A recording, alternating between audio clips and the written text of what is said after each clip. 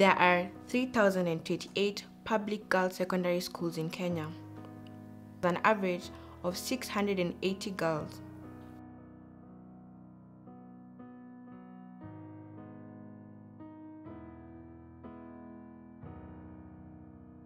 During their monthly cycles, the average woman produces 400 grams to 550 grams of pads and applicators. That's approximately 2,059,040 kilograms of waste monthly. In just one academic year of 8 months, 8,647,968 kilograms of waste is produced. Most of this is not biodegradable. But things are about to get worse. In an effort to meet Millennium Development Goal number 7, to promote gender equality and empower women, the government recently allocated approximately 230 million shillings for sanitary pads in primary schools. While this is commendable, there is a problem. Without efficient waste management, we risk meeting one goal and compromising another. Millennium Development Goal number 3, to ensure environmental sustainability. More and more waste will be produced with nowhere to go. Many schools are unable to dispose of their waste. Instead, they dig a hole and leave it there. Eva Muhia and her organization, the Global Sanitation Environment Project, have conducted a research on how best to mitigate these issues and have begun to implement some of their findings. I'm involved with an organization called Global Sanitation Environment Project, which was founded 2011, January. And it came along because of a long history for working with schools. I've worked with schools for the last 19 years, mainly the secondary school, most of the girls' school. We were providing cleaning projects and cleaning detergents. But in every year and in every school we would go to, we would sort out the problem for the cleaning and for the hygiene. But one question kept on coming to from every principal, from every school, from every boarding mistress: what can we do with the sanitary waste? It's at that point I realized that sanitary waste is a big challenge, especially to the rural schools, because they do not have collecting services like rental care.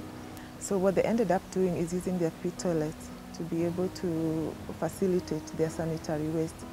But in due time, the issue for the pit toilet became a challenge because they would fill up. We discussed and said this is a challenge and it's going to be to do a research and find out what happens in schools in South Africa, what happens in schools in India. I developed a lot of interest to know what can be done with the sanitary waste that is found in girls' schools. We decided to borrow the concept with the Indians that they use, which they would go into schools and build incinerators, and South Africans would do the same, and they would use enzymes to try and facilitate the pit toilet. We contacted WHO and they were willing to assist us, and they gave us the model on how we can be able to do the incinerator. We tried the first one at Tambach Teachers College, which was funded by the school. And up to today, it's still on and it's still ongoing.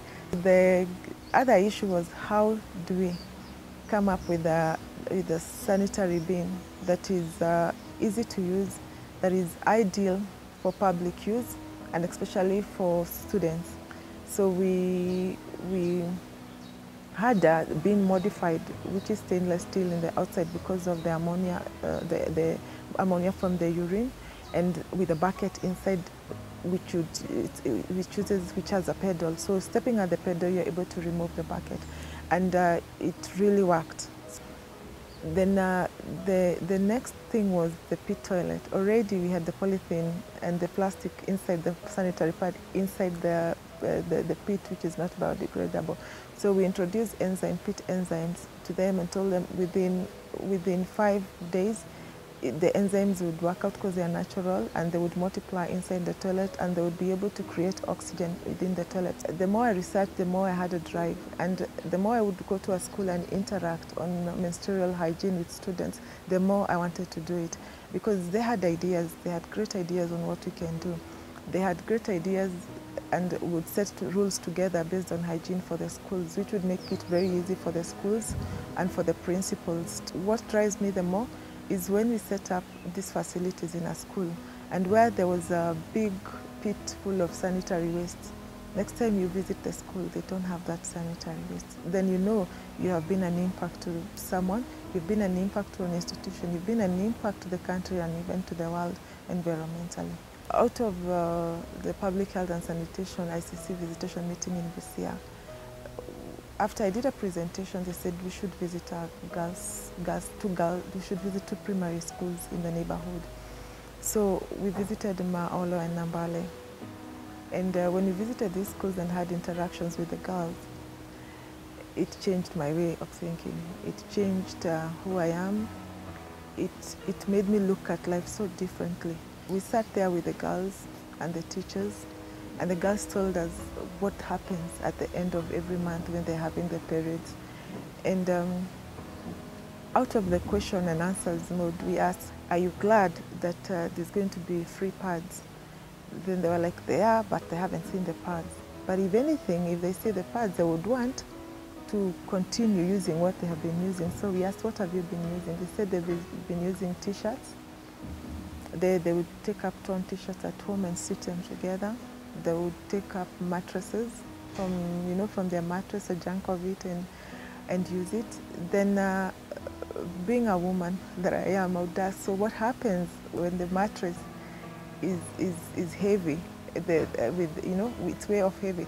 And one of the girls answered and said, we asked for permission from the teacher, you go to the toilet, squeeze the blood out of the mattress, and go back to class. And since there is no water, we would use the soil and the leaves around to dry, to clean up our hands. And sometimes at home we'd be told, since you have your periods, carry ash just in case. So they'd just wipe out with the ash and then go back to class. And we came out from that place with transformed mind and said, we can make a difference. No matter how little, we can make a difference. If it's one student that we can be able to help, if it's 10 students, if it's 100, 1,000, all of them, but we need to start raising a voice out there and saying, there are children out there, there's young girls out there who are going to be leaders of this nation to some years to come, who are going to be the lawyers, who are going to be mothers, who are going to be the teachers in class, who completely are challenged when it comes to every end of the month, and they do not know what they're going to use when it comes to their menstrual issues. But there's still much to be done. GSAEP has been conducting open discussions on menstrual hygiene and uses these platforms to talk to students about early pregnancy and HIV and AIDS. You can support us by introducing more schools that require training on waste management, teaching them to reduce, reuse, and recycle. You could also donate incinerators to eliminate waste material, or facilitate environmental exchange programs to support the environment clubs in high schools. You could also link schools with companies that collect waste material for manufacturing, or sponsor 10 or more primary school girls with reusable sanitary pads for a year, or contact us through www.gsaep.org and find out how you can get involved. Partner with us and make their future green and secure.